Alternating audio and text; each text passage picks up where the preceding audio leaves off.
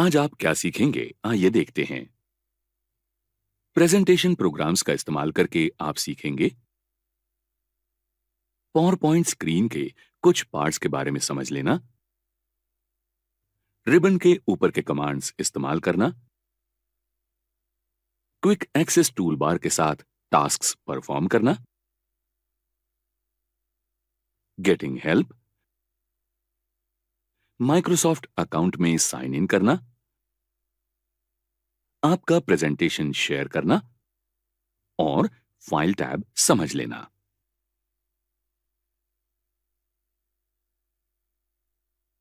Microsoft Excel में स्वागत है। माइक्रोसॉफ्ट ऑफिस का स्प्रेडशीट प्रोग्राम एक इलेक्ट्रॉनिक स्प्रेडशीट जिसे वर्कशीट कहते हैं। ये एक कंप्यूटर प्रोग्राम है जो आपको एक रोज और कॉलम्स वाले टेबल में टेक्स्ट और नंबर्स एंटर करने देता है। ये वर्कशीट पहले के हस्तलिखित लेजर्स का काम करती है और आपको कठिन विश्लेषण और गणित करने देती है। स्प्रेडशीट प्रोग्राम डेटा का रूपांतर दृश्य उदाहरणार्थ ग्राफ और चार्ट रूप में पल भर में करता है, जिससे आपको वो समझ लेना आसान होता है। हस्तलिखित कैशबुक्स या अकाउंटिंग सॉफ्टवेयर की तुलना में ऐसे प्रोग्राम्स इस्तेमाल करना आर्थिक रूप से बहुत सस्ता पड़ता है। तो शुरुआत करते हैं आपके माइक्रोसॉफ्ट एक्सेल सीखने के सफर का। एक्सेल का इस्तेमाल शुरू करने के लिए वो एप्लीकेशन पहले शुरू करना पड़ेगा। विंडोज के स्टार्ट बटन पर क्लिक कीजिए, एप्लीकेशंस की लिस्ट पर स्क्रॉल कीजिए और एक्सेल सिलेक्ट कीजिए। एप्लीकेशन खोजने का जलद मार्ग यानी सर्च बॉक्स में एक्सेल ये टाइप कीजिए।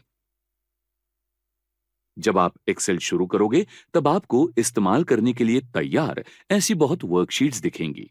अभी एक खाली वर्कबुक पर क्लिक कीजिए। आपको एक नई खाली वर्कशीट दिखेगी। एक्सेल के वर्कबुक में एक या अनेक वर्कशीट्स होती है। चलिए अब हम एक्सेल का स्क्रीन देख लेते हैं।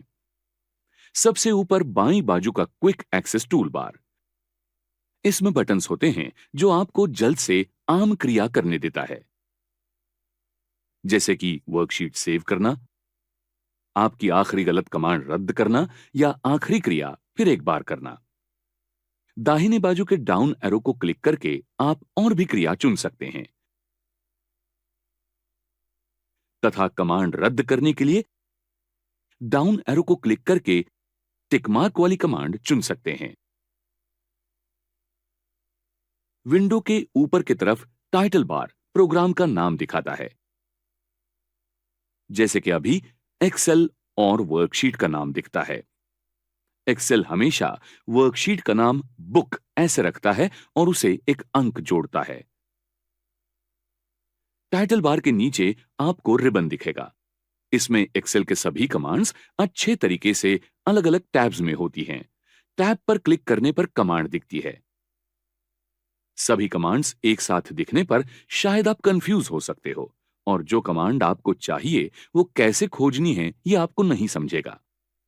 टैब्स इस प्रकार से होते हैं जिससे आपको ऐसी कमांड्स जल्द दिखें जो काम सहजता से करने के लिए आवश्यक है। हर टैब में ग्रुप्स होते हैं जिनमें तर्कसंगत कमांड बटन्स हैं। ये बटन सब मेन्यू प्रदर्शित करके कमांड पूरी करते हैं। इससे रिबन ये आपके काम पर आधारित टैब्स, हर टैब का ग्रुप जिसमें टास्क्स और सब टास्क्स और हर ग्रुप में एक कमांड बटन जो हर कमांड का मेन्यू दिखाती है और कमांड पूरी करते हैं। मुख्य रिबन टैब्स से अलग कुछ टैब्स होते हैं। इनको कॉन्टेक्सचुअल टैब्स कहते हैं। आपको काम के स्वरूप अनुसार ये टैब्स दिखते और गायब होते हैं। उदाहरण के लिए जब आप एक चार्ट पर क्लिक करते हैं तो दो अधिक चार्ट टूल टैब्स आते हैं। एक होता है डिजाइन और दूसरा फॉर्मेट। ऐसे ही कॉन्टेक्सचुअल टैब आपको दिखेंगे जब आप किसी चित्र पर क्लिक करेंगे। कॉन्टेक्सचुअल टैब में अतिरिक्त कमांड होती है जिनकी आपको किसी विशेष समय पर जरूरत हो सकती है। ज्यादातर कमांड बटन्स पर जब आप माउस ले जाते हैं तब एक टूल टिप दिखती है जो आपको वो बटन किस लिए है ये बताती है। इसी स्वरूप के कीबोर्ड शॉर्टकट्स भी जरूरत अनुसार दिखते हैं। माउस क्लिक को पर्याय के रूप में इनका इस्तेमाल कमांड के लिए कर सकते हैं। उदाहरणार्थ, माउस बी पर लेने से आपको टेक्स्ट बोल्ड करने के लिए टूल टिप दिखेगा। आप देख सकते हैं कि keyboard shortcut control plus B command name के पास ब्रैकेट में है। रिबन इस्तेमाल करने के लिए एक्सेस कीज ये और एक शॉर्टकट आप इस्तेमाल कर सकते हैं। एक्सेस कीज टैब्स, कमांड और आपको स्क्रीन पर दिखने वाली बाकी चीजों से संबंधित होते हैं। जरूरी टिप्स देखने के लिए ऑल्ट दबाइए। यहां आप देख सकते हैं कि होम टैब की एक्सेस की H है, इंसर्ट टैब की N है, सेव कमांड की क्विक एक्सेस टूल बार पर है 1। ऐसे ही बाकी सारे हैं। समझिए किसी टैब के लिए आपने बटन दबाया, उदाहरण के लिए इंसर्ट टैब के लिए N, तो उस कमांड के लिए जरूरी टिप्स दिखाने वाले लेवल्स आते हैं। आप ऑल्ट बटन फिर एक बार दबा के एक्सेस कीज गायब कर सकते हैं। होम टैब शुरू कीजिए। इसके लिए मिनी ग्रुप्स की दाहिनी बाजू के नीचे एक छोटा एरो वाला डायलॉग बॉक्स लॉन्चर है। उसको क्लिक करने पर एक डायलॉग बॉक्स खुलेगा और उसमें आपको उस ग्रुप की बाकी अनेक कमांड्स के लिए पर्याय मिलेंगे।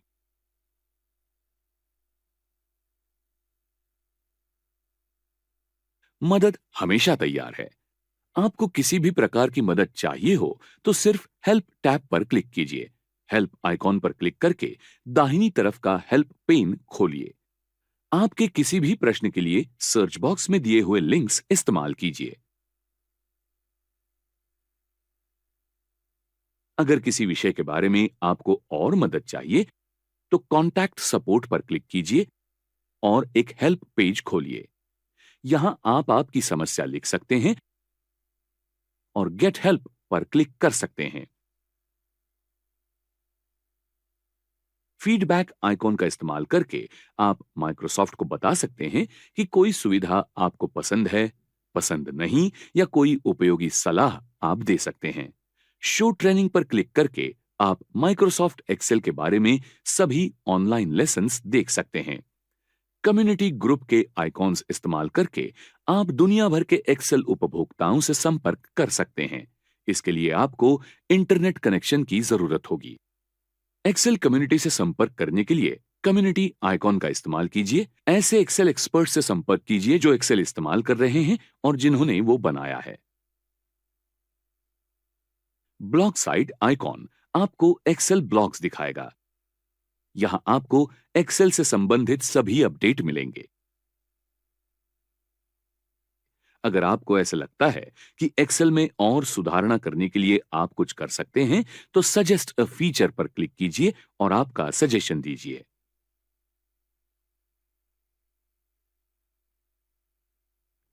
Searching for commands, tell me what you want to do box ये भी एक उपयोगी सुविधा है। अगर आपको कोई विशिष्ट काम करना है लेकिन उसकी कमांड क्या है ये आपको मालूम नहीं, तो आप आपके काम से संबंधित शब्द टाइप कर सकते हैं। उनसे संबंधित कमांड्स की लिस्ट दिखेगी और उसमें से सही कमांड आप चुन सकते हैं। ऊपर दाहिनी बाजू का रिबन डिस्प्ले ऑप्शंस बटन दबा के आप आपको रिबन कैसी दिखनी चाहिए ये तय कर सकते हैं और काम करने के लिए थोड़ी और जगह आपको मिल सकती है। ऑटो हाइड बटन दबा के आप रिबन छुपा सकते हैं और बार के ऊपर क्लिक करके उसको फिर देख सकते हैं। आप शो टैब्स पर क्लिक करके टैब नेम्स देख सकते हैं। कोई विशिष्ट कमांड देखने के लिए टैब नेम क्लिक कीजिए। पूरी रिबन दिखने के लिए शो टैब्स इन कमांड पर क्लिक कीजिए। अब हम एक्सेल स्क्रीन के बाकी हिस्से देखते हैं। एक्सेल शीट ये रोज और कॉलम्स इनसे बनी होती है। रोज को 1 से आंकड़े दिए होते हैं तो कॉलम्स को ए, बी, ए, बी ऐसे अक्षर के क्रम से नाम दिए होते हैं। जहां रोज और कॉलम्स एक साथ आती है उस जगह को सेल कहते हैं। हर डेटा आइटम एक सेल में होता है। रो और कॉलम के आधार से सेल का नाम तय होता है। उदाहरणार्थ, कॉलम डी और रो 6 एक करने वाले सेल का नाम D6 होता है। सेल्स के आसपास दिखने वाली गुलाबी चौखट को ग्रिड लाइंस कहते हैं। डार्क चौखट वाले सेल उस वक्त एक्टिवेटेड सेल होते हैं। डेटा सिर्फ एक्टिव सेल में ही लिखा जाता है।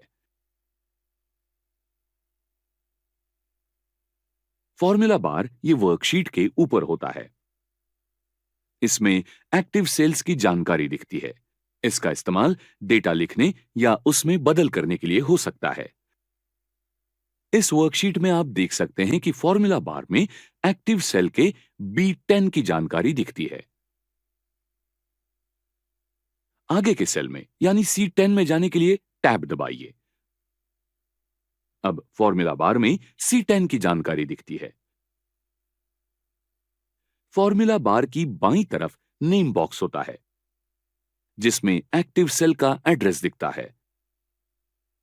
सेल एड्रेस को सेल रेफरेंस या नेम ऑफ सेल ऐसे कहते हैं। स्क्रीन के नीचे जो शीट टैब्स हैं वो वर्कशीट्स के नाम दिखाते हैं। उनके ऊपर क्लिक करने से आपको एक्सेल फाइल में दो टैब्स में एक के बाद एक काम करने की सुविधा मिलती है। जब आप एक नया वर्कबुक बनाते हैं तब उसमें शीट 1 नाम की एक ही शीट होती है। और शीट्स जोड़ने के लिए प्लस आइकॉन क्लिक कीजिए। शीट का नाम बदलने के लिए शीट टैब पर क्लिक कीजिए और नया नाम टाइप कीजिए।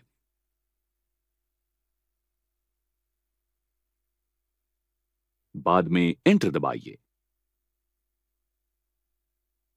शीट दूसरी जगह लेने के लिए शीट टैब पर राइट क्लिक कीजिए और मूव और कॉपी चुनिए।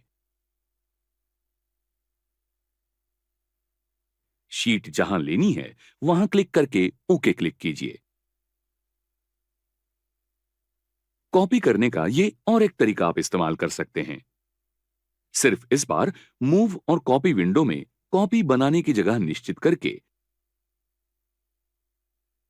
क्रिएट कॉपी इस बॉक्स पर क्लिक करके फिर ओके पर क्लिक कीजिए। तय की हुई जगह पर शीट की कॉपी तैयार होगी और उसके सेल नेम के सामने ब्रैकेट में 2 ये आंकड़ा होगा। कोई शीट डिलीट करनी है तो शीट टैब को राइट क्लिक कीजिए और डिलीट कीजिए। अगर आप डिलीट करने वाली शीट में डेटा होगा तो शीट डिलीट करने से पहले आपको आपका निर्णय इस प्रकार के विंडो में पक्का करना होगा। शीट टैब को रंग देना हो तो उसको राइट क्लिक कीजिए, रंग चुनिए और सही रंग पर क्लिक कीजिए। हर वर्कशीट की नीचे दाहिनी तरफ स्क्रॉल बार होता है। हर स्क्रॉल बार में एक स्क्रॉल बॉक्स और 2 स्क्रॉल एरो होते हैं। आप स्क्रॉल बॉक्स खींच सकते हैं। इन स्क्रॉल एरोज पर क्लिक करके आप ज्यादा जानकारी देख सकते हैं। नीचे स्टेटस बार में व्यू बटन्स और जूम बटन्स होते हैं। व्यू बटन के मदद से आप डॉक्यूमेंट का डिस्प्ले मोड बदल सकते हैं और पेज ब्रेक तय कर सकते हैं। जूम बटन से आप उसका दृश्य स्वरूप अधिक बड़ा या छोटा कर सकते हैं। आपकी जरूरत के अनुसार आप माइनस या प्लस आइकॉन्स दबा के ये स्लाइडर खींच के आकार तय कर सकते हैं। इससे आप जो चाहिए वो डेटा ठीक से देख सकते हैं। ऑनलाइन क्षमता। अगर आपको एक्सेल की ऑनलाइन सेवा इस्तेमाल करनी है तो सबसे ऊपर दाहिनी बाजू के साइन इन इस बटन पर क्लिक कीजिए और आपके माइक्रोसॉफ्ट अकाउंट में साइन इन कीजिए। आपका माइक्रोसॉफ्ट यूजर नेम एंटर कीजिए और नेक्स्ट पर क्लिक कीजिए। फिर आपका पासवर्ड एंटर करके साइन इन पर क्लिक कीजिए। एक बार आप लॉग इन हो गए तो आप आपके वर्कशीट्स वन ड्राइव जैसी ऑनलाइन जगह पर सेव कर सकते हैं और वो कहीं से भी एक्सेस कर सकते हैं। आप आपकी वर्कशीट्स दूसरों के साथ शेयर कर सकते हैं जिससे वो इसके ऊपर आपके साथ काम कर सकेंगे। वर्कशीट दूसरों से शेयर करने के लिए वो आपको पहले ऑनलाइन सेव करनी होगी। शेयर बटन पर और फिर सेव टू क्लाउड पर क्लिक कीजिए। सेव एज विंडो में पहले वन ड्राइव पर्सनल ये लोकेशन चुनिए। जहां सेव करनी है वो फोल्डर चुनिए और फिर सेव पर क्लिक कीजिए। शेयर सेक्शन में दाहिनी बाजू को इनवाइट पीपल बॉक्स में उनका ईमेल एड्रेस लिखिए जिनसे आपको वर्कशीट शेयर करनी है। दो एड्रेसेस में कॉमा दीजिए।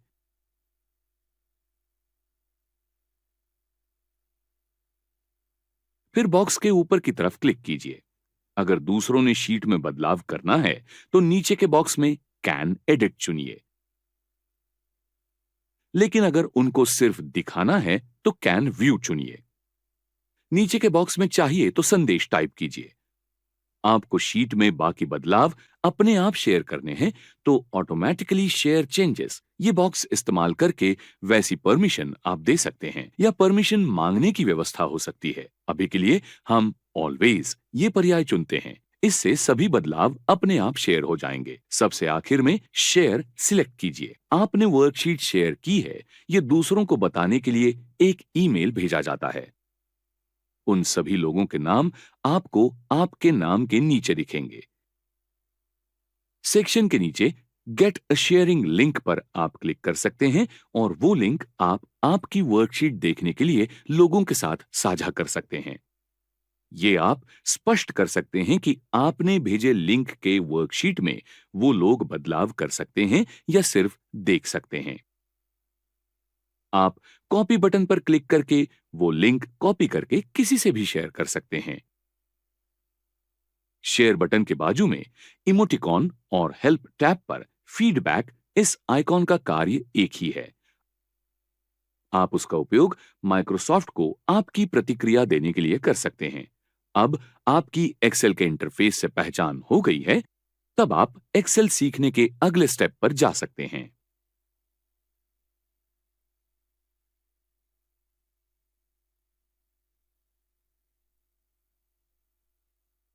आपने क्या सीखा, इसका रिवीजन करते हैं।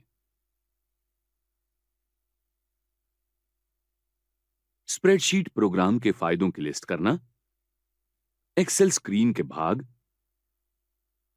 क्विक एक्सेस टूल बार इस्तेमाल करना, रिबन इस्तेमाल करना, मदद लेना, कमांड्स खोजना, माइक्रोसॉफ्ट अकाउंट में साइन इन करना, वर्कशीट्स शेयर करना और फाइल टैब का इस्तेमाल करना।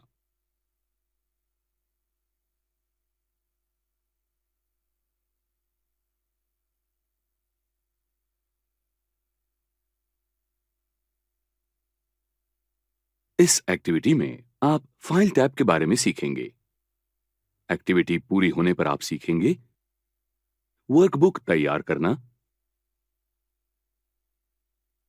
टेम्पलेट्स का उपयोग करना, वर्कबुक को सेव करना, वर्कबुक बंद करना, वर्कबुक शुरू करना, वर्कबुक प्रिंट करना और वर्कबुक को प्रोटेक्ट करना।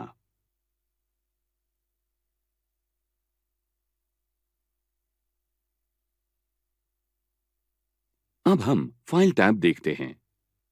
फाइल टैब को बैकस्टेज व्यू ऐसा भी कहते हैं। इसमें कुछ ऐसे फीचर्स हैं जो वर्कशीट के कुछ पॉइंट पर काम नहीं करते, लेकिन कुछ हद तक एक्सेल के फाइल से संबंधित होते हैं। यहाँ कुछ कमांड्स होती हैं जो थीम से संबंधित होती हैं। उदाहरणार्थ, अलग-अलग फॉर्मेट में किसी फाइल का ओपनिंग, क्लोजिंग, प्रिंटिंग और सेव करना। यहाँ आप फाइल प्रॉपर्टीज के लिए परमिशन सेट कर सकते हैं और उनको देख सकते हैं। अब हम कुछ ऑप्शंस देखते हैं। इन्फो सेक्शन, यहाँ वर्कशीट की प्रॉपर्टीज के बारे में डिटेल जानकारी होती है। वर्कशीट का आकार, वो कब मॉडिफाई की गई थी, लेखक किसने मॉडिफाई की थी, आदि जानकारी इसमें होती है। शेयर ऑप्शन आपको ऑनलाइन सहकार्य के लिए मदद करता है।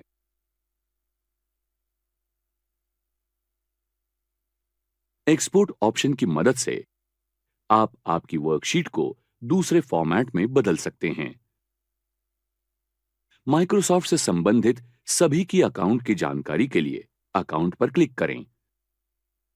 जरूरत होगी तब आप अकाउंट से साइन इन, साइन आउट और स्विच अकाउंट कर सकते हैं। इस्तेमाल होने वाले प्रोडक्ट की जानकारी माइक्रोसॉफ्ट ऑफिस के वर्जन से संबंधित है, वहां दिख सकती है। एक्सेल ऑप्शन स्क्रीन देखने के लिए एक्सेल ऑप्शंस पर क्लिक कीजिए। यहां आप आपके एक्सेल एप्लीकेशन से कैसे काम करना है, इसके बारे में अलग अलग सेटिंग्स कॉन्फ़िगर कर सकते हैं। वर्कबुक तैयार करना। जब नया वर्कबुक तैयार करने के लिए पहले की कोई एक्सेल वर्कबुक ओपन की जाती है, तब फाइल टैब पर क्लिक कीजिए और न्यू सिलेक्ट कीजिए। दाहिनी तरफ आपको अलग अलग टेम्पलेट्स दिखेंगे। टेम्पलेट ये एक ready to use pre designed document होता है जो सामान्य उद्देश्यों के लिए तैयार किया हुआ होता है। सभी टेम्पलेट्स देखने के लिए स्क्रॉल डाउन कीजिए। यहाँ बहुत टेम्पलेट्स होते हैं जो आप इस्तेमाल कर सकते हैं। उसमें से कुछ एक्सेल एप्लीकेशन के साथ होते हैं तो कुछ इंटरनेट से डाउनलोड कर सकते हैं। आपको जो चाहिए वो आप ऊपर के सर्च बॉक्स में खोज सकते हैं। टेम्पलेट से संबंधित स्पेसिफिक कैटेगरी आप वहां खोज सकते हैं। टेम्पलेट पर आधारित वर्कबुक तैयार करने के लिए उसे सिलेक्ट कीजिए और क्रिएट पर क्लिक कीजिए। और ये देखिए, तैयार है आपने तैयार किया हुआ रेडी टू यूज वर्कबुक, जो आपने चुने हुए टेम्पलेट पर आधारित है। उसमें चाहिए वो बदलाव बाद में आप कर सकते हैं। अब हम पहले से एक नया वर्कबुक तैयार करते हैं। उसके लिए पहले ये बंद करते हैं। दाहिने कॉर्नर में एक्स आकार के आइकन पर क्लिक कीजिए। अब स्कूल के कुछ छात्रों के मार्क्स का डेटा इस ब्लैंक शीट में एंटर करते हैं। सेल A1 में क्लिक कीजिए और स्कूल का नाम एंटर कीजिए। वर्कबुक को सेव करना। सबसे पहले हम ये वर्कबुक सेव करते हैं। थोड़े थोड़े समय के बाद आपने किया हुआ काम सेव करना बहुत जरूरी होता है। अचानक किसी स्थिति से या लाइट जाने से अगर कंप्यूटर बंद हो गया, तभी उससे डेटा लॉस नहीं होता। वर्कबुक को सेव करने के 3 विकल्प हैं। फाइल टैब पर क्लिक कीजिए और सेव सिलेक्ट कीजिए।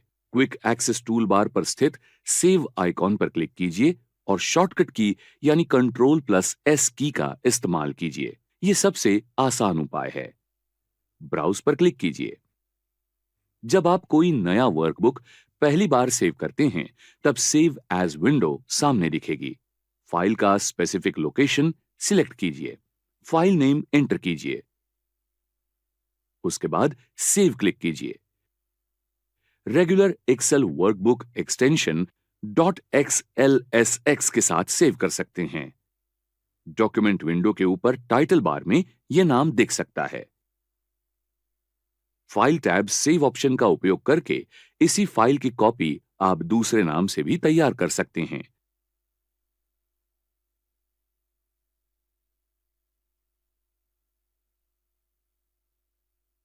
अब ब्राउज पर क्लिक कीजिए। सेव एज विंडो सामने है। आपकी फाइल के लिए प्रॉपर लोकेशन सिलेक्ट कीजिए और फाइल का नाम टाइप कीजिए। अब सेव पर क्लिक कीजिए। अब एक स्पेसिफाइड नाम के साथ एक नया वर्कशीट तैयार है। वर्कबुक को बंद करना। वर्कबुक को बंद करने के लिए फाइल टैब पर क्लिक कीजिए और क्लोज सिलेक्ट कीजिए, या दाहिने कॉर्नर पर एक्स आइकॉन पर क्लिक कीजिए। समझिए आप एक डेटा वाली अनसेव्ड फाइल बंद करने का प्रयास कर रहे हैं, तो एक्सेल आपको पूछेगा कि फाइल बंद करने से पहले आपको सेव करना है या नहीं। सामने दिखने वाली विंडो में सेव ऑप्शन पर क्लिक कीजिए। वर्कबुक शुरू करना। वर्कबुक को शुरू करने का सबसे आसान तरीका यानी उसके आइकॉन पर डबल क्लिक करना। माइक्रोसॉफ्ट एप्लीकेशन तुरंत शुरू होता है और फाइल ओपन हो जाती है।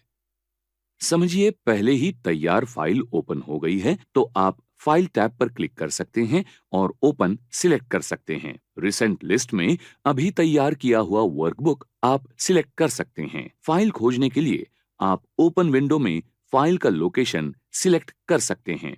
सही फोल्डर सिलेक्ट कीजिए। फाइल सिलेक्ट कीजिए और ओपन पर क्लिक कीजिए। वर्कबुक को प्रिंट करना। वर्कबुक प्रिंट करने के लिए फाइल टैब पर क्लिक कीजिए और प्रिंट सिलेक्ट कीजिए। आप शॉर्टकट की Ctrl+P का भी इस्तेमाल कर सकते हैं। दाहिनी तरफ आपको पहले शीट का प्रिंट प्रीव्यू दिखेगा।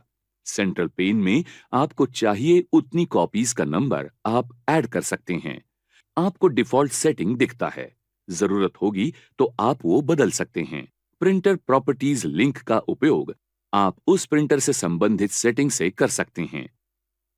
बाकी सेटिंग के लिए पेज सेटअप लिंक का उपयोग कीजिए। आखिर में प्रिंट शुरू करने के लिए प्रिंट बटन क्लिक कीजिए। वर्कबुक को प्रोटेक्ट करना।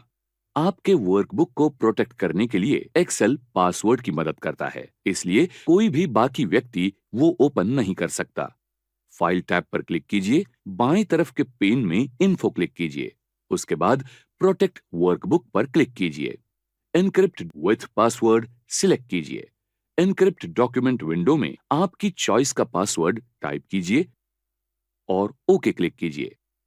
याद रखिए, आपका पासवर्ड केस सेंसिटिव है। फिर एक बार पासवर्ड टाइप कीजिए और ओके क्लिक कीजिए। उसके बाद आपका वर्कबुक सेव कीजिए और उसको क्लोज कीजिए। आपकी फाइल पासवर्ड से प्रोटेक्ट की गई है। आपके सिवा उसे कोई भी ओपन नहीं कर सकता। अगर आपका पासवर्ड भूल गए तो आप आपकी फाइल ओपन नहीं कर पाएंगे। उसके लिए किसी सही जगह आपकी फाइल का नाम और उसका पासवर्ड लिख के रखना जरूरी है। अब हम देखेंगे वर्कबुक से पासवर्ड कैसे रिमूव करना है। आपका पासवर्ड डाल के फाइल ओपन कीजिए।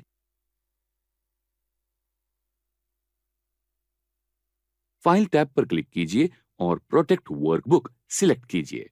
फिर एक बार एनक्रिप्ट विथ पासवर्ड क्लिक कीजिए। सामने वाली विंडो में पासवर्ड सिलेक्ट कीजिए और उसको डिलीट कीजिए। इसके बाद ओके क्लिक कीजिए और वर्कबुक को सेव कीजिए। अब आपका वर्कबुक पासवर्ड प्रोटेक्टेड नहीं है। फाइल टैब से एग्जिट होने के लिए टॉप कॉर्नर में बैक एरो पर क्लिक कीजिए या एस्केप की प्रेस कीजिए।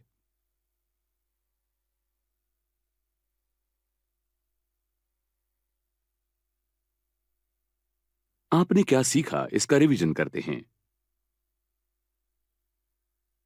वर्कबुक तैयार करना, टेम्पलेट्स का उपयोग करना, वर्कबुक सेव करना, वर्कबुक बंद करना, वर्कबुक शुरू करना, वर्कबुक प्रिंट करना और वर्कबुक प्रोटेक्ट करना।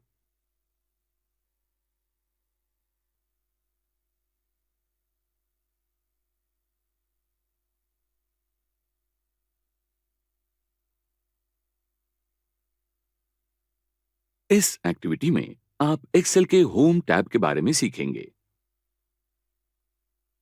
आप सीखेंगे डेटा एंटर करना, कॉलम की चौड़ाई एडजस्ट करना, रो की लंबाई एडजस्ट करना और सेल का साइज बढ़ाना।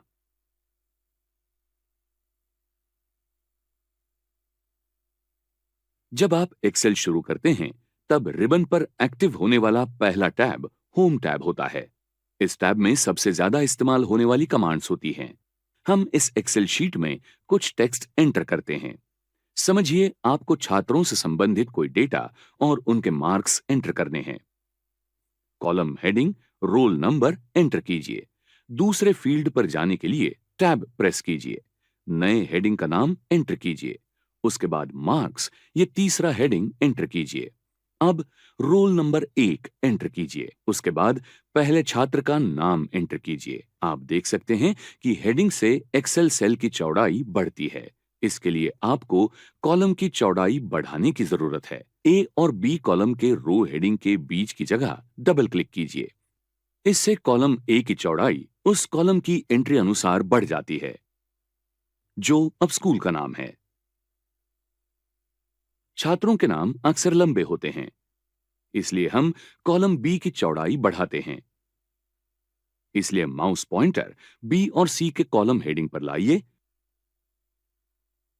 जब यह दो दिशा के बने एरो में बदलेगा, तब दाहिनी तरफ ड्रैग कीजिए। वैसा ही चौड़ाई कम करने के लिए बाईं तरफ ड्रैग कीजिए। कॉलम की चौड़ाई जैसे ही आप पॉइंटर रोल नंबर के बॉर्डर पर लाकर रो की चौड़ाई चाहिए उतनी कम ज्यादा कर सकते हैं।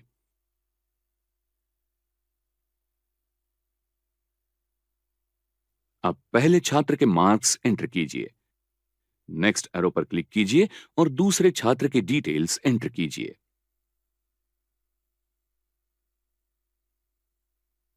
ऑटोफिल ये आपको आसान तरीके से सीरीज पूरी करने में मदद करता है।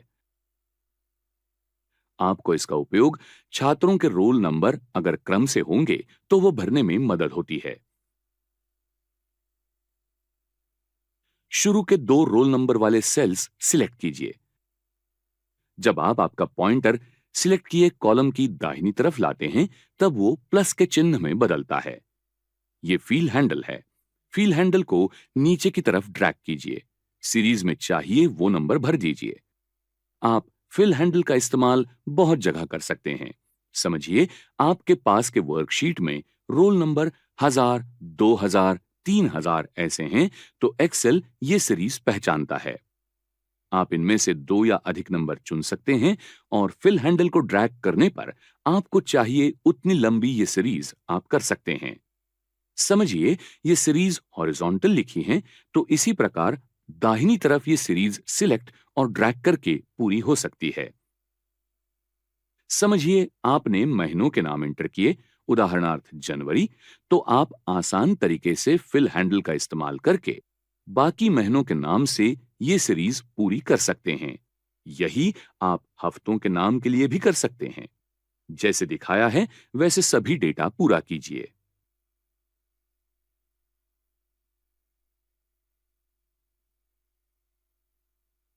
इस एक्टिविटी में आपने क्या सीखा, इसका रिवीजन करते हैं। डेटा एंटर करना,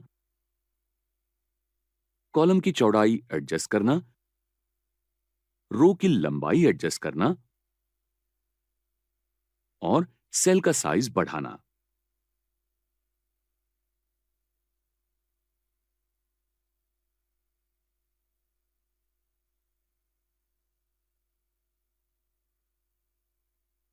आइए आज हम कुछ नया सीखते हैं।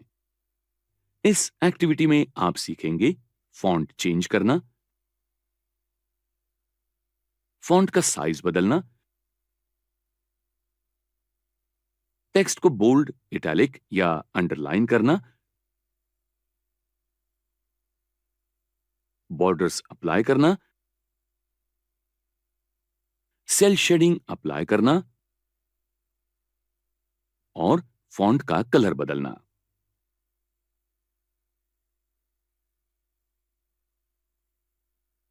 रिबन की एकदम बाईं तरफ दिखने वाला पहला ग्रुप है क्लिपबोर्ड ग्रुप।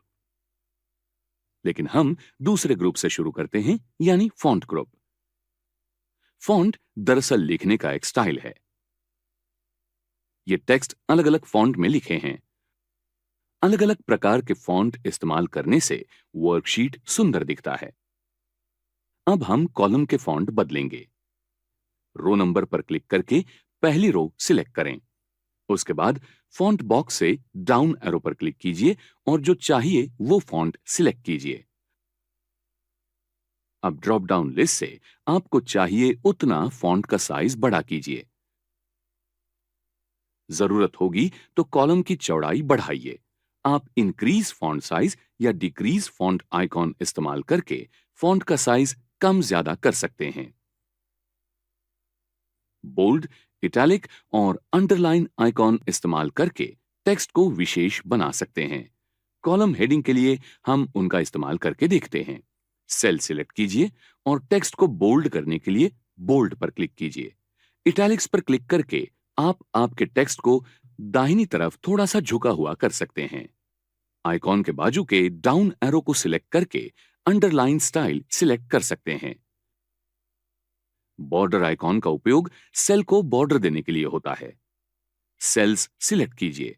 उसके बाद आइकॉन के पास के डाउन एरो पर क्लिक कीजिए और ऑप्शन सिलेक्ट कीजिए। आप ड्रॉ बॉर्डर ऑप्शन चुन के कोई स्पेसिफिक बॉर्डर भी दे सकते हैं। आपको जहां बॉर्डर चाहिए वहां क्लिक कीजिए। काम होने पर एस्केप क्लिक कीजिए। बॉर्डर्स इरेज करने के लिए इरेज बॉर्डर ऑप्शन का इस्तेमाल कीजिए। इस प्रकार से आप बाकी बॉर्डर ऑप्शन का उपयोग कर सकते हैं। अगला ऑप्शन है फिल कलर। नाम के जैसा ही सेल्स को कलर देने के लिए इस ऑप्शन का इस्तेमाल होता है। कॉलम हेडिंग सेल को सिलेक्ट कीजिए। आइकॉन के पास डाउन एरो को सिलेक्ट कीजिए और आपको जो चाहिए वो कलर सिलेक्ट कीजिए। दूसरे सेल के लिए आपको जो चाहिए वो फिल कलर सिलेक्ट कीजिए। नो फिल ऑप्शन के इस्तेमाल से आप सेल्स के कलर निकाल सकते हैं। फॉन्ट कलर ऑप्शन का उपयोग सेल में मौजूद डेटा का कलर बदलने के लिए आप कर सकते हैं। सेल्स सिलेक्ट कीजिए। आइकॉन के पास का डाउन एरो सिलेक्ट कीजिए, कलर सिलेक्ट कीजिए। दूसरे सेल के लिए भी आप ऐसे ही कलर कर सकते हैं।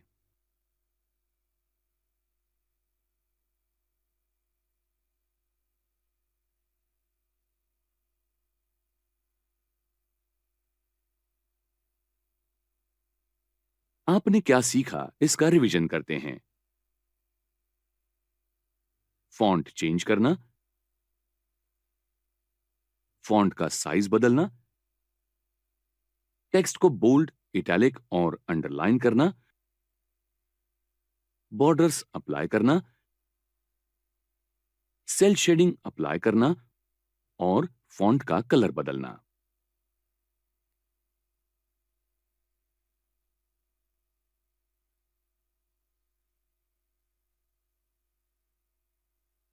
इस एक्टिविटी में आप क्लिपबोर्ड ग्रुप की कमांड्स के बारे में सीखेंगे।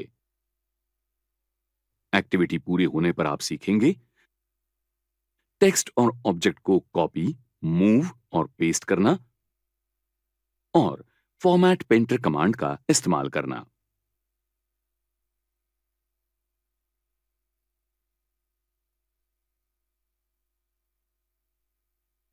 हम क्लिपबोर्ड ग्रुप की तरफ जाते हैं। इसमें कट, कॉपी और पेस्ट कमांड होती है। हम देखेंगे कि ये कैसे काम करते हैं। समझिए, आपको वर्कबुक के इस वर्कशीट से नए वर्कशीट में छात्रों के रोल नंबर और उनके नाम और मार्क्स कॉपी करने हैं। सबसे पहले प्लस आइकॉन क्लिक करके नया शीट तैयार कीजिए। अब फिर शीट टैब क्लिक करके पहले वर्कशीट पर जाइए। छात्रों के रोल नंबर और नाम सिलेक्ट कीजिए। उसके बाद कॉपी क्लिक कीजिए। उसके बाद दूसरे वर्कशीट में जाके जरूरत अनुसार आपके कर्सर को सेट कीजिए। अब पेस्ट क्लिक कीजिए। अब आपने देखा कि पेस्ट कमांड के साथ कॉपी कमांड का उपयोग करके एक वर्कशीट का कुछ हिस्सा दूसरी वर्कशीट में लिया गया है। अब आपको अगर सेक्शन एक लोकेशन से दूसरे लोकेशन में लेना है तो आपको कट कमांड और पेस्ट कमांड का इस्तेमाल करना पड़ेगा। अब हम रोल नंबर 11 से 20 इन छात्रों का डेटा तीसरी वर्कशीट में लेते हैं। नया वर्कशीट तैयार कीजिए और फिर से दूसरे वर्कशीट में जाइए। जो डेटा लेना है वो सिलेक्ट कीजिए और उसके बाद कट पर क्लिक कीजिए। शीट 3 पर जाइए। आपके कर्सर को ठीक से पोजीशन में रखिए और उसके बाद पेस्ट क्लिक कीजिए। अब आप देख सकते हैं शीट 2 और शीट 3 में 10 छात्रों का डेटा है। याद रखिए, आप डेटा एक ही वर्कशीट में एक जैसे वर्कबुक के 2 वर्कशीट में और उसके साथ 2 अलग वर्कबुक की वर्कशीट में कॉपी और मूव कर सकते हैं। बहुत जरूरी शॉर्टकट हमेशा याद रखिए, ये समय बचाने वाले शॉर्टकट्स हैं।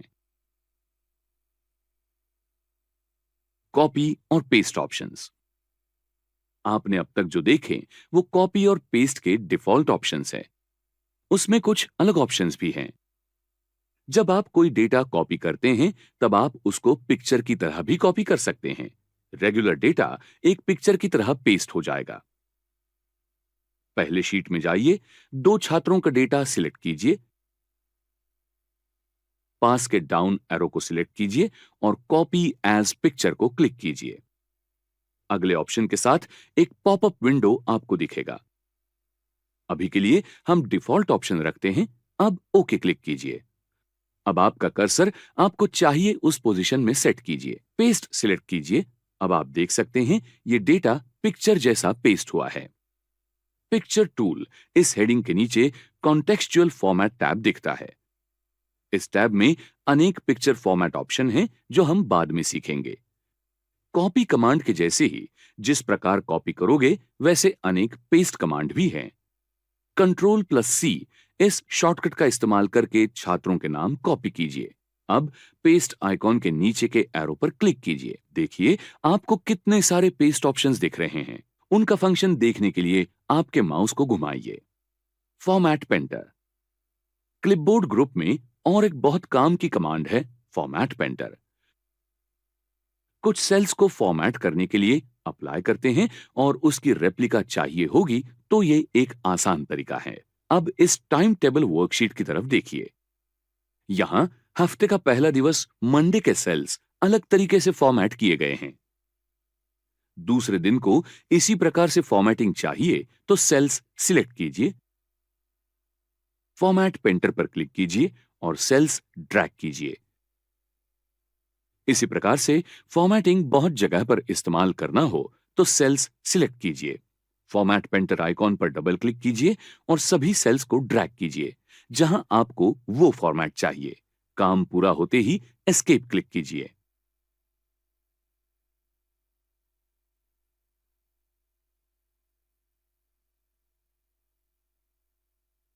आपने क्या सीखा, इसका रिवीजन करते हैं। टेक्स्ट और ऑब्जेक्ट को कॉपी, मूव और पेस्ट करना और फॉर्मेट पेंटर कमांड का इस्तेमाल करना।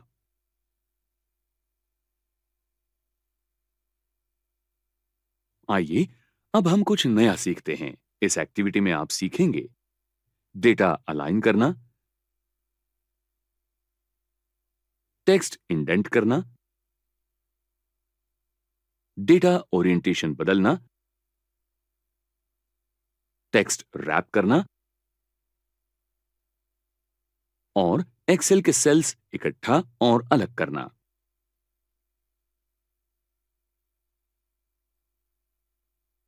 रिबन में मौजूद अलाइनमेंट ग्रुप में आइकॉन्स होते हैं जो सेल्स का डेटा हैंडल करते हैं।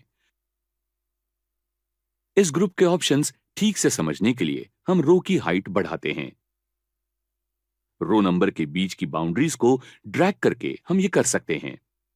आपको पता है कि आप एक ही वक्त अनेक रो की हाइट एडजस्ट कर सकते हैं। उसके लिए सबसे पहले रो नंबर सिलेक्ट करके रो सिलेक्ट कीजिए, नीचे की तरफ ड्रैग कीजिए।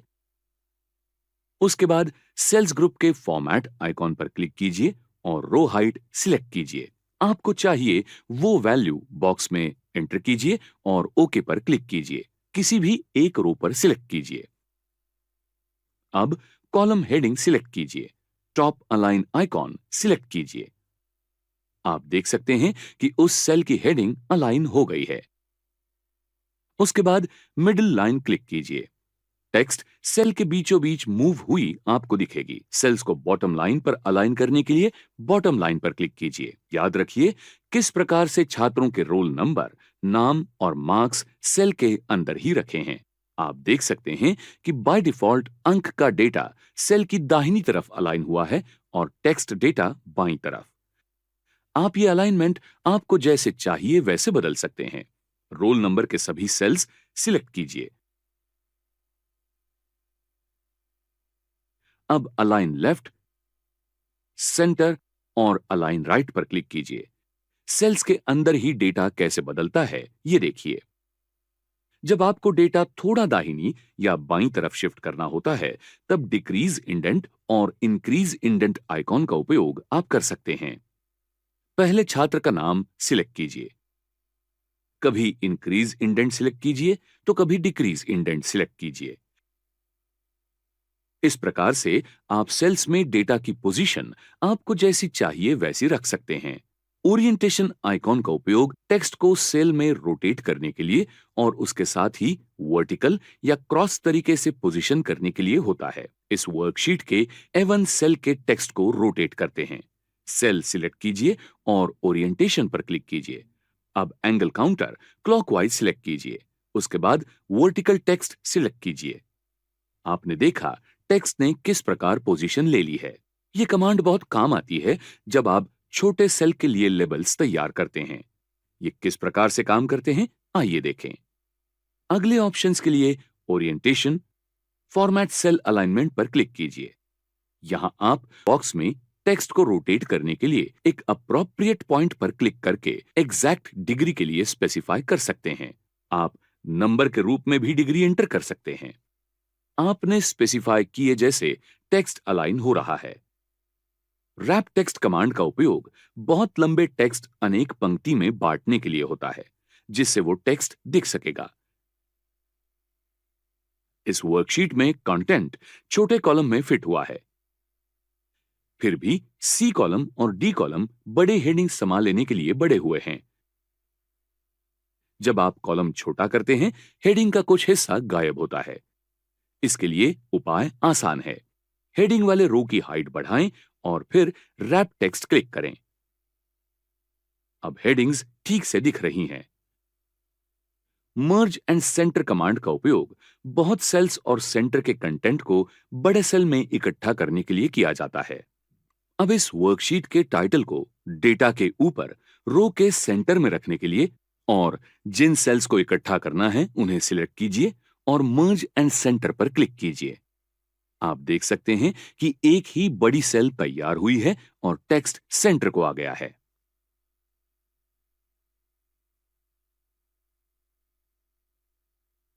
आपने क्या सीखा, इसका रिवीजन करते हैं। डेटा अलाइन करना, टेक्स्ट इंडेंट करना, डेटा ओरिएंटेशन बदलना, टेक्स्ट रैप करना और एक्सेल के सेल्स इकट्ठा और अलग करना।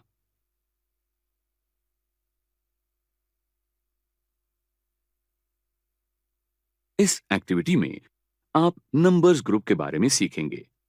आप सीखेंगे नंबर फॉर्मेट करना।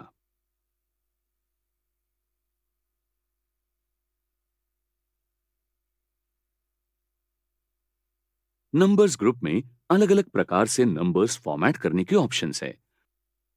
अलग अलग उपलब्ध फॉर्मेट्स देखने के लिए नंबर फॉर्मेट बॉक्स में डाउन एरो क्लिक कीजिए। हम डेटा का एक कॉलम चुनते हैं और करेंसी फॉर्मेट अप्लाई करते हैं। करेंसी सिंबल डेटा के सामने दिखेगा।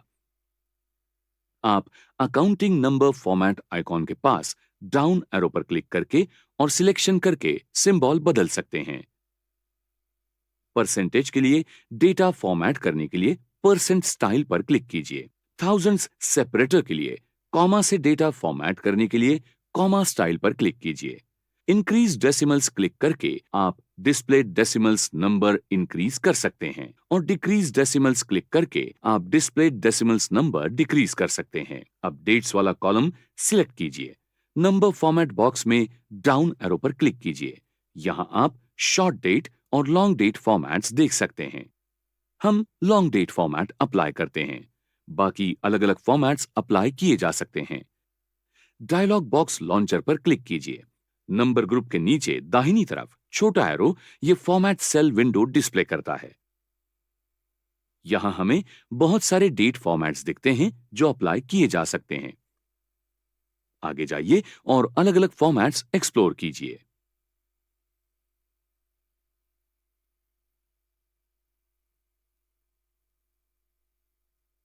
आपने जो सीखा उसका रिवीजन करते हैं। नंबर्स फॉर्मेट करना,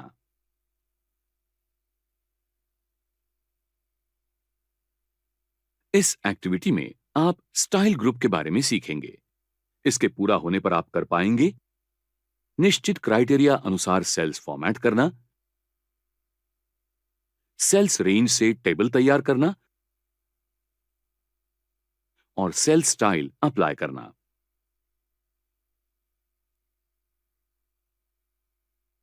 कंडीशनल फॉर्मेटिंग आइकॉन का इस्तेमाल सर्टेन क्राइटेरिया पर आधारित सेल्स फॉर्मेट तय करने के लिए किया जाता है। समझिए, आपको इस वर्कशीट में से 900 से कम फिगर्स वाली और जिनका कलर अलग है ऐसी सभी सेल्स हाईलाइट करनी है। इसलिए कौन सी डेट्स पर सेल कम हुआ है ये आपको समझना आसान होगा। फिगर्स वाली सभी सेल्स सिलेक्ट कीजिए, फिर कंडीशनल फॉर्मेटिंग पर क्लिक कीजिए। डिस्प्लेड ऑप्शन से highlight cell rules less than select कीजिए। लेस देन विंडो में बाएं बॉक्स में 900 एंटर कीजिए और दाहिनी बॉक्स में डिस्प्लेड ऑप्शन से सूटेबल ऑप्शन सिलेक्ट कीजिए। ओके क्लिक कीजिए। अब सिलेक्टेड सेल्स के बाहर क्लिक कीजिए। आप देख सकते हैं कि 900 से कम फिगर्स वाले सभी सेल्स स्पेसिफाइड कलर्स में हाईलाइट किए जाते हैं। कंडीशनल फॉर्मेटिंग के बाकी अलग अलग एप्लीकेशंस है। उदाहरण के लिए टॉप या बॉटम रूल्स ऑप्शन रेंज में से हाईएस्ट और लोएस्ट वैल्यूज हाईलाइट करने के लिए इस्तेमाल किया जा सकता है, और डेटा बार्स ऑप्शन का इस्तेमाल डेटा अनुसार बार डिस्प्ले करने के लिए किया जा सकता है। बाकी भी ऑप्शंस हैं, वो भी देखिए। फॉर्मेट एज टेबल आइकॉन का उपयोग रेंज ऑफ सेल्स तुरंत फॉर्मेट करने के लिए और प्रीडिफाइंड टेबल स्टाइल चुन के टेबल में कन्वर्ट करने के लिए किया जाता है। इस वर्कशीट का डेटा इस्तेमाल करके एक टेबल तैयार करते हैं। 2 से 22 रोज में डेटा वाले सेल्स सिलेक्ट कीजिए और स्टाइल ग्रुप में फॉर्मेट एज टेबल सिलेक्ट कीजिए। उसके बाद डिस्प्लेड गैलरी से टेबल स्टाइल सिलेक्ट कीजिए। पॉपअप विंडो में टेबल के लिए सेल रेंज कंफर्म कीजिए। कॉलम्स को हेडिंग होने के कारण my table headers box checked है, ये निश्चित कीजिए। ओके क्लिक कीजिए। आपका डेटा अब कॉलम हेडिंग्स के पास में छोटे एरो बटन्स के साथ टेबल जैसा दिखता है। टेबल के बाहर क्लिक कीजिए। जब डेटा टेबल की तरह ऑर्गेनाइज किया जाता है, तब आप वो आसानी से सॉर्ट और फिल्टर कर सकते हैं। उदाहरण के लिए आपको छात्रों के मार्क्स डिसेंडिंग ऑर्डर से सॉर्ट करने हैं। मार्क्स के हेडिंग के पास का एरो क्लिक कीजिए। डिस्प्लेड मेन्यू में sort largest to smallest select कीजिए। Here you are. Highest marks लेने वाला छात्र लिस्ट की टॉप में डिस्प्ले किया जाता है, तो लोएस्ट मार्क्स वाला छात्र नीचे डिस्प्ले किया जाता है। हम थोड़ी देर में डेटा सॉर्टिंग और फिल्टर करने के बारे में और भी सीखेंगे। प्रीडिफाइंड स्टाइल्स से सिलेक्ट करके सेल तुरंत फॉर्मेट करने के लिए सेल स्टाइल्स आइकॉन का इस्तेमाल किया जाता है। सेल्स स्टाइल यानी फॉन्ट और font size, number formats, cell borders और सेल शेडिंग, इन जैसे फॉर्मेटिंग कैरेक्टरिस्टिक्स का एक डिफाइंड सेट है। ऐसा समझिए कि आपको प्रीडिफाइंड स्टाइल का इस्तेमाल करके कॉलम हेडिंग्स फॉर्मेट करनी है। पहले सेल्स सिलेक्ट कीजिए और सेल स्टाइल्स पर क्लिक कीजिए। डिस्प्लेड गैलरी से एक स्टाइल क्लिक कीजिए। आपके सेल्स को अब सिलेक्टेड स्टाइल अप्लाई की गई है। आपने सेल स्टाइल अप्लाई करने से आपको सेपरेटली फॉन्ट कलर बदलने की और फिर सेल शेडिंग अप्लाई करने की जरूरत नहीं है। आपने जो सीखा उसका रिवीजन करते हैं। निश्चित क्राइटेरिया अनुसार सेल्स फॉर्मेट करना, सेल्स रेंज से टेबल तैयार करना और सेल्स स्टाइल अप्लाई करना। आइए हम कुछ नया सीखते हैं। इस एक्टिविटी में आप सीखेंगे सेल्स, रोज, कॉलम्स और वर्कशीट इंसर्ट करना, सेल्स, रोज, कॉलम्स और वर्कशीट डिलीट करना, सेल्स का साइज स्पेसिफाई करना, रोज, शीट्स और कॉलम हाइड और अनहाइड करना, शीट्स रीनेम करना और शीट्स मूव और कॉपी करना।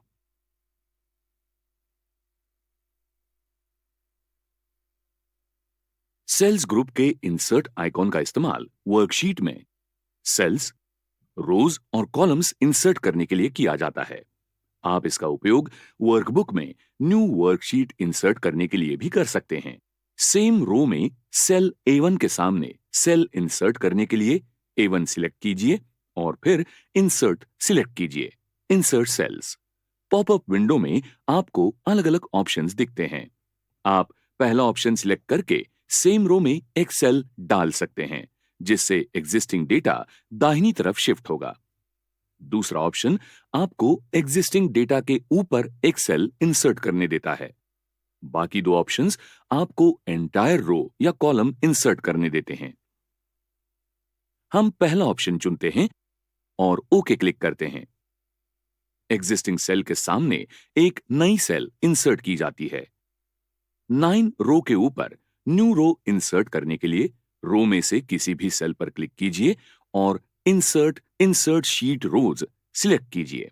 उसी प्रकार न्यू कॉलम इंसर्ट करने के लिए इंसर्ट शीट कॉलम्स यूज कीजिए। एक्टिव वर्कशीट से पहले न्यू वर्कशीट इंसर्ट करने के लिए इंसर्ट शीट ऑप्शन इस्तेमाल किया जाता है।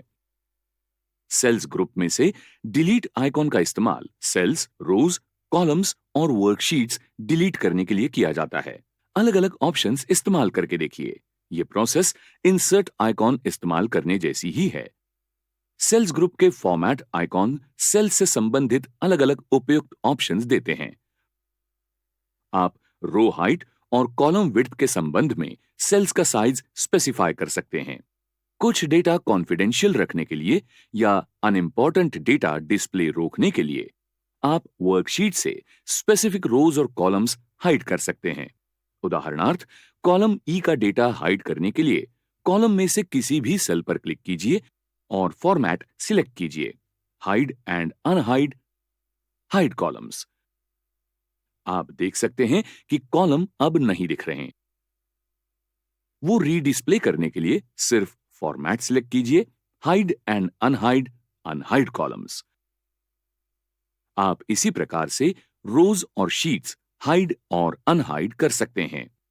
शीट रीनेम करने के लिए सिलेक्ट फॉर्मेट, रीनेम शीट, फिर शीट टैब पर न्यू नेम टाइप कीजिए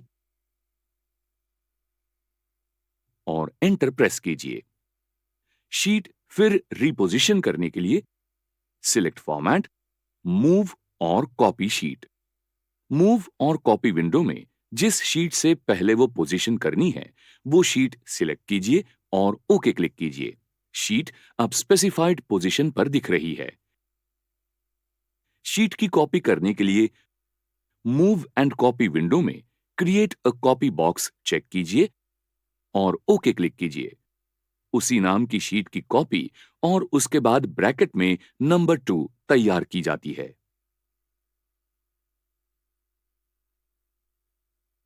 बिंगो, आपने बहुत प्रगति की है।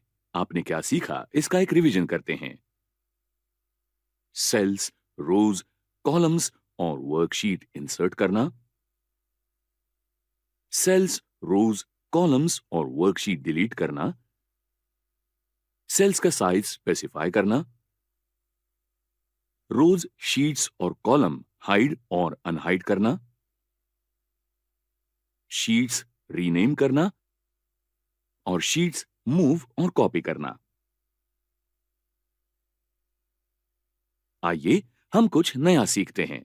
इस एक्टिविटी में आप सीखेंगे एडजेसेंट सेल्स से आइटम्स ऐड करना, सेल्स क्लियर करना,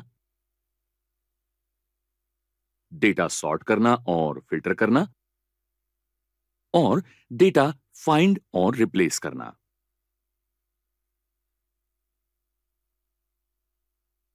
एडिटिंग ग्रुप के ऑटो सम आइकॉन का इस्तेमाल एडजेसेंट सेल्स का कंटेंट तुरंत ऐड करने के लिए किया जा सकता है।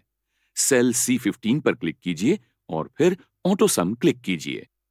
C15 के ऊपर सेल्स ऐड करने के लिए एक फॉर्मूला दिखता है। मूविंग डॉटेड लाइन समावेश की हुई सेल्स इंडिकेट करता है। टोटल पाने के लिए सिर्फ एंटर प्रेस कीजिए। आइकॉन के पास का डाउन एरो क्लिक कीजिए। यहां आप बाकी कुछ ऑप्शंस देख सकते हैं।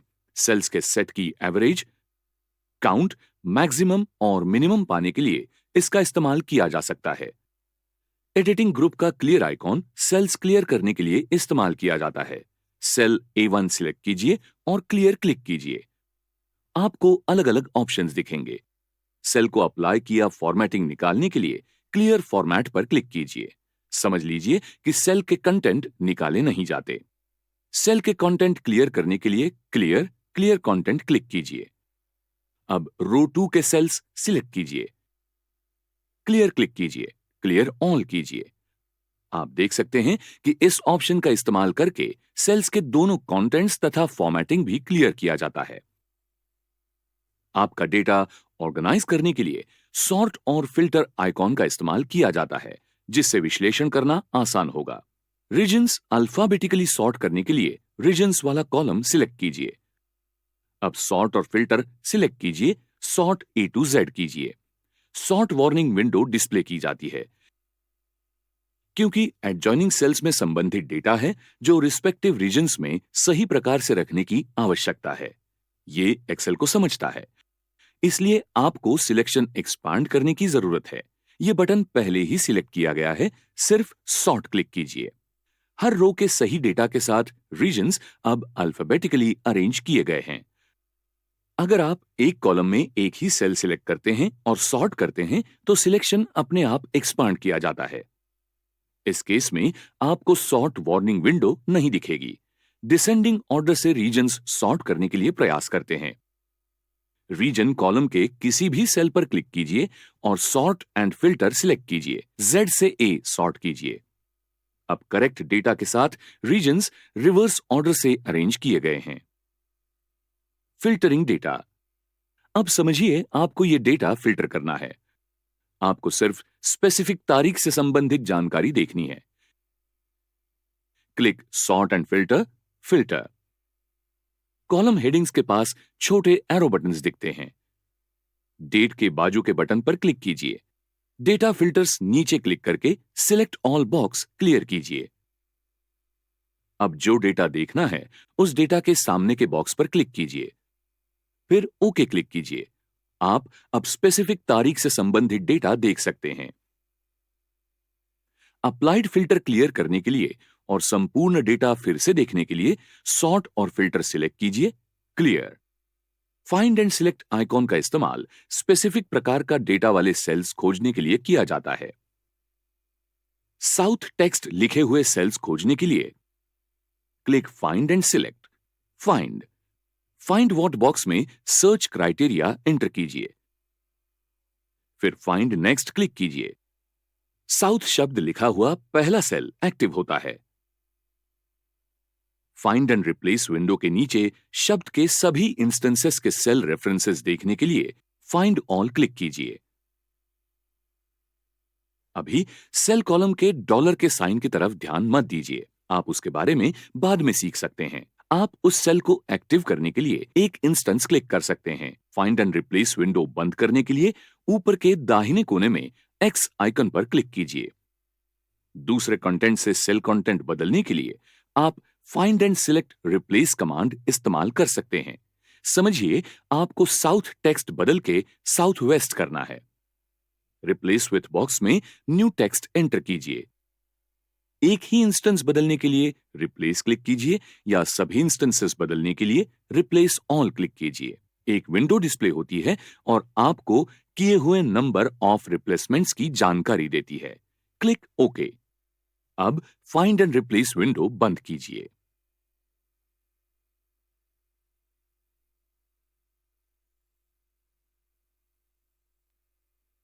आपने जो सीखा उसका एक रिवीजन करते हैं। एडजेसेंट सेल्स से आइटम्स ऐड करना, सेल्स क्लियर करना, डेटा सॉर्ट करना और फिल्टर करना, और डेटा फाइंड और रिप्लेस करना।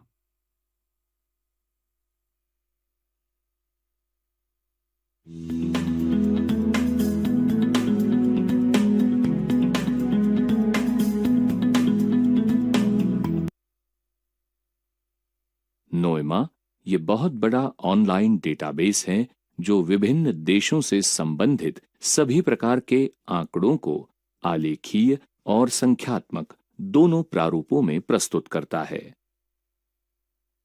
इसका उपयोग दुनिया के विभिन्न देशों के बारे में आपका सामान्य ज्ञान बढ़ाने के लिए होना चाहिए। नोएमा का उपयोग विभिन्न स्थानों में किया जा सकता है, जिसमें पाठशालाएं, अनुसंधान संस्थान, सरकारी कार्यालय और कॉरपोरेट कार्यालय शामिल है। सांख्यिकीय मापदंड के आधार पर विभिन्न देशों की तुलना करने के लिए ये आपके लिए उपयोगी होगा। नोएमा हर किसी के लिए उपयोगी है, विशेषतः महत्वाकांक्षी पर्यटक, सरकारी निकाय और छात्रों के लिए उपयोगी है। इस गतिविधि के अंत तक आप निम्नलिखित कार्यों में सक्षम हो जाएंगे। नोएमा वेबसाइट के फीचर्स को वर्णित करना और नोएमा वेबसाइट के प्रयोग को स्पष्ट करना। नोएमा वेबसाइट दुनिया के विभिन्न देशों के बारे में सभी प्रकार की जानकारी प्राप्त करने के लिए उत्कृष्ट स्रोत है। दुनिया का डेटा एटलास देखने के लिए https://noema.com/atlas इस URL पर जाइए। किसी भी देश पर उससे संबंधित जानकारी को देखने के लिए क्लिक कीजिए। चलिए यूनाइटेड स्टेट्स ऑफ अमेरिका की लिंक पर क्लिक करते हैं। इस देश से संबंधित डेटा नए पेज पर प्रदर्शित होता है। किसी भी विषय के बारे में अधिक जानने के लिए केवल संबंधित लिंक पर क्लिक कीजिए। हम यूएस की लोक संख्या के बारे में जानना चाहते हैं, इसलिए पॉपुलेशन लिंक पर क्लिक करते हैं। आप ग्राफिकल, सांख्यिकीय और अन्य प्रारूपों में भी जानकारी को देख सकते हैं। आपका माउस पॉइंटर अधिक विवरणों के लिए ग्राफ पर लेकर जाइए। एक्सपोर्ट बटन पर क्लिक करके आप जानकारी को पीडीएफ या पीएनजी फाइल में डाउनलोड करने के लिए चयन कर सकते हैं। तो आपने देखा कि इस स्रोत का उपयोग आपको आपके प्रोजेक्ट्स, अनुसंधान पेपर्स और असाइनमेंट्स के लिए डेटा उपलब्ध कराने में हो सकता है। चाहे आपको यूएई में ऑयल प्रोडक्शन के बारे में जानना हो, या ब्राजील में शुगर केन के उपज के बारे में, या चाइना की लोक संख्या के बारे में जानना हो, नोएमा ये वो जगह है जहां आपको सारी जानकारी मिलेगी। इस वेबसाइट के बारे में बताकर आपके दोस्तों की मदद कीजिए।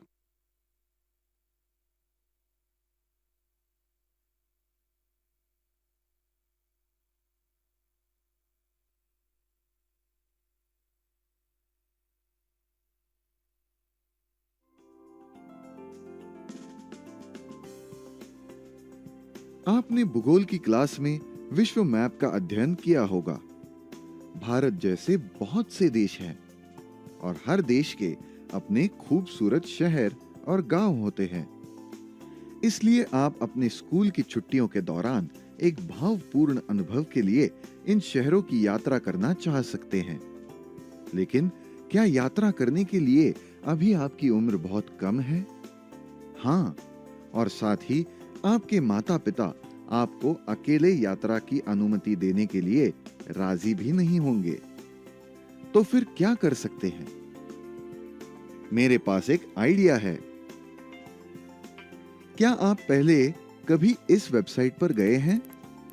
virtualvacations.us ये वही वेबसाइट है जो आप खोज रहे हैं। आप अपने घर में आराम से बैठे-बैठे पूरी दुनिया का पता लगा सकते हैं। हाँ, आपने सही सुना। आप अभी जहां हैं, वहीं से किसी भी जगह पर जाएं। हवाई जहाज या ट्रेन का टिकट खरीदने की जरूरत नहीं है। कुछ भी पैक करने की जरूरत नहीं है। किसी भी अनुमति की आवश्यकता नहीं है। बस आप और आपकी यात्रा। आइए शुरू करते हैं अपनी रसीली यात्रा। वर्चुअल एक्सपीरियंस के पहले ऑप्शन वॉकिंग टूर में बिगिन पर क्लिक करें। यह पहले से ही कितना अच्छा लग रहा है, नहीं? टूर करने के लिए जो शहर चुन सकते हैं, उनकी सूची देखने के लिए नीचे स्क्रॉल करें। मुझे कौन सा शहर चुनना चाहिए? न्यूयॉर्क, बर्लिन या टोक्यो? वाह, इतने सारे शहर हैं। मैं पेरिस चुनूंगा। अविश्वसनीय है ना? हम पेरिस में हैं, अपनी पैदल यात्रा कर रहे हैं। हम आवाजें सुन सकते हैं और सड़कों को देख सकते हैं जैसे हम वास्तविक जीवन में करते हैं। कितना खूबसूरत है यह शहर। अरे, क्या आप पेरिस में कहीं खो गए हैं? क्या आप आईफिल टावर को खोजने की कोशिश कर रहे थे? virtualvacation.us इसी तरह के और भी कई अनुभव प्रदान करता है। क्या आप और अधिक एक्सप्लोर नहीं करना चाहते हैं? आइए वॉशिंगटन में ड्राइविंग टूर ट्राई करते हैं। क्या आपने एक बेहतरीन लंबी ड्राइव का अनुभव किया? क्या आपको नए लोग देखने को मिले? यह सिर्फ अद्भुत है। अब आप इस वेबसाइट पर स्वयं जाइए और जब चाहे विश्व भ्रमण कीजिए। अपने मित्र मंडली में सभी को बताएं कि आप लंदन, पेरिस, न्यूयॉर्क और टोक्यो गए हैं।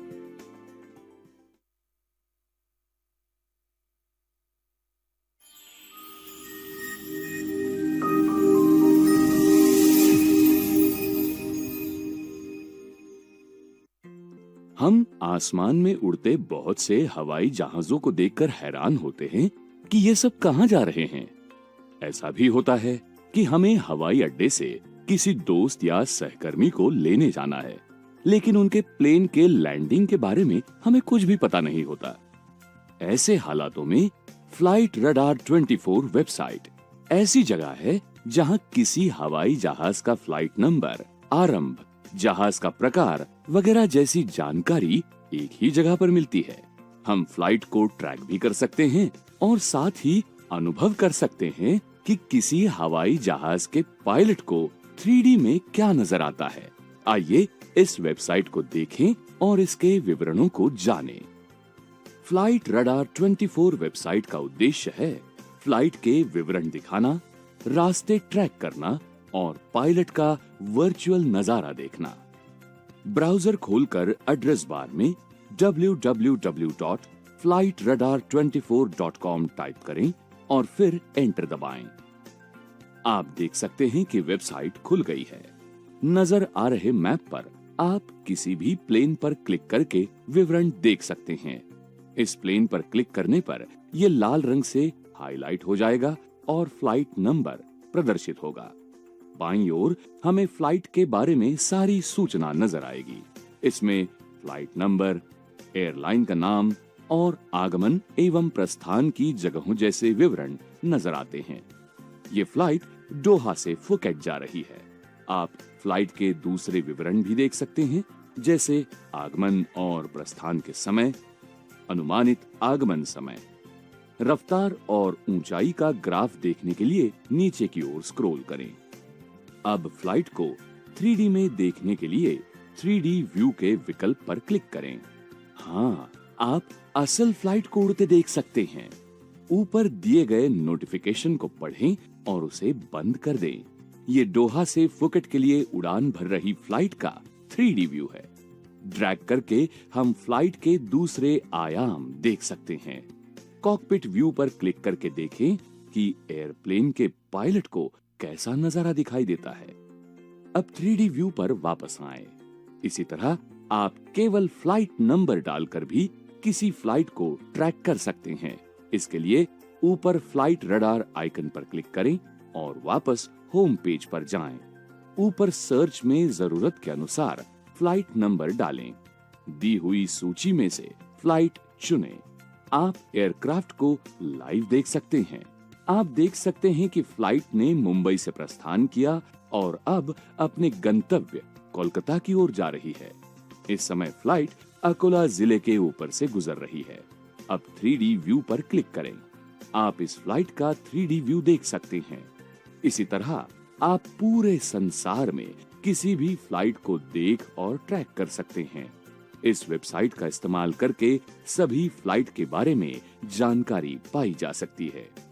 आगे बढ़ें और बस इस पर क्लिक करके मनपसंद फ्लाइट को ट्रैक करें या फ्लाइट नंबर डालकर इसे सर्च करें। आप फ्लाइट रडार 24 ऐप का इस्तेमाल करके भी ऐसा कर सकते हैं। इस तरह वेबसाइट हमें बताती है कि आकाश सचमुच कितना व्यस्त है। इसकी मदद से आप जिस फ्लाइट के बारे में चाहें उसके बारे में नवीनतम जानकारी रख सकते हैं। इसके अलावा एयरपोर्ट से जुड़ी जानकारी भी देख सकते हैं, जैसे नाम, कोड, प्रस्थान, आगमन, देरी, मौसम वगैरह। आगे बढ़ें और अपने अगले गंतव्य के लिए इस वेबसाइट को जानें।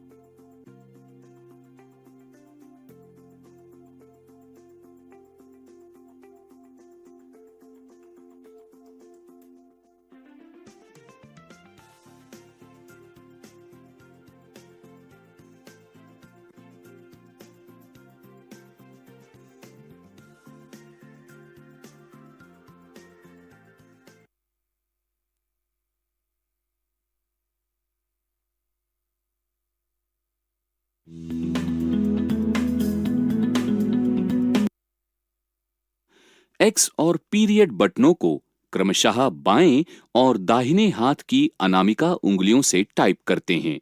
उंगलियों को नीचे की ओर और थोड़ा सा दाहिनी ओर ले जाते हैं।